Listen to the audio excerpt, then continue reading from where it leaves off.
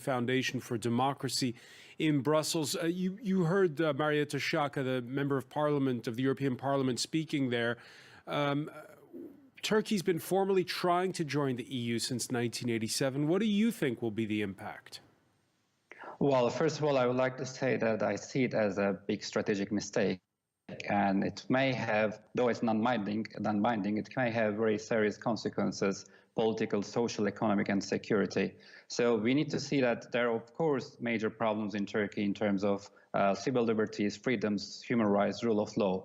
And the EU doesn't want to remain silent, but I don't think freezing negotiations is really the good signal to Democrats in Turkey, because we need to see also the reactions, how it was perceived in Turkey. As you also mentioned, AKP supporters are quite happy about it, and the government doesn't seem to care about it. On the other hand, Democrats in Turkey, they are indeed very sad, very angry, and very disappointed. So the European Parliament indeed was trying to punish Turkish government. On the other hand, the reality on the ground is quite different. The Parliament was punishing millions of Democrats in Turkey, indeed, who are fully committed to European values.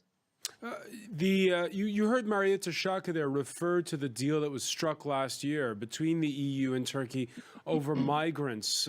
Does Ankara have more leverage now or less leverage when it comes to whether or not they keep those floodgates closed when it comes to refugees pouring into Europe? Well, I think certainly there is a leverage issue, and probably that's also what is making the European leaders a bit more frustrated about Turkey. On the other hand, I don't see the refugee deal as the basis of this issue.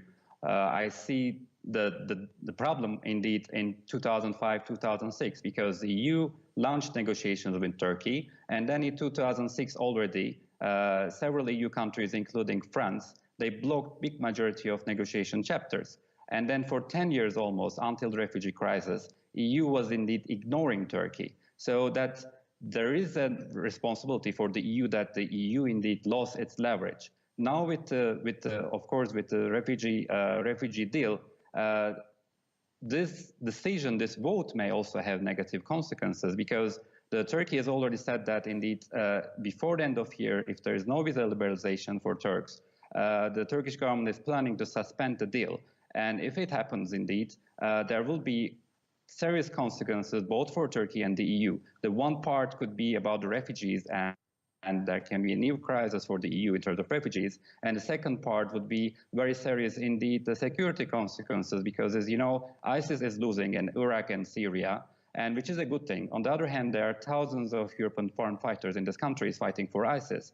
And we know that some part of them at least will be traveling back to Europe in 2017 and through Turkey. So unless there is very close coordination and cooperation between Turkey and the EU, there will be very serious consequences, security consequences next year for both EU and the Turkey. We need to see that. We need to recognize that. Even though the EU is, as part of that deal, giving a lot of money to Turkey to deal with its refugee crisis.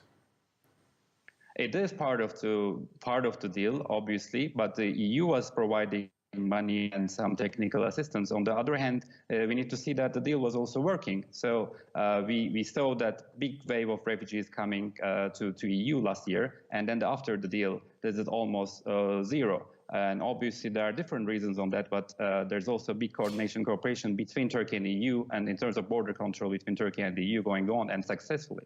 All right, so Murat, Seyrek, if a resolution like the one calling for a freeze on membership negotiations with Turkey is for you a strategic mistake, how do you pressure Ankara to stop using the failed putsch as an excuse to crack down on dissent of all kinds? Well, first of all, as I mentioned, the leverage of the EU is very low, and also Marietta recognized that fact. So EU cannot really put a lot of pressure. On the other hand, keeping the dialogue channels open would be a very good signal, first of all. And secondly, there are millions of Democrats in Turkey. They are maybe silent at the moment because they are afraid and they have major concerns. And the EU should be engaging more and more with civil society, other political parties, and these individuals, these journalists as well. So to show support, to show that the EU is indeed there for them, and the EU will be supporting the democracy in Turkey. On the other hand, for example, negotiations continue, and we discussed it as if everything is going normal, but not much going on in terms of negotiation process either. However, there are chapters, for example, which is frozen at the moment, and those chapters are on rule of law, justice system, democratization in Turkey, and nobody can really explain why those chapters are indeed still frozen. On the other hand, the EU opened a negotiation chapter with Turkey last June, and it was on budgetary affairs. So that shows a lot indeed from the vision perspective, the vision of the European Union. If they want to negotiate only budget with Turkey but not rule of law, then how the EU may have a leverage on Turkey and democratization in Turkey. Murat Seyrek of the European Foundation for Democracy, thank you for joining us from Brussels. Thank you very much.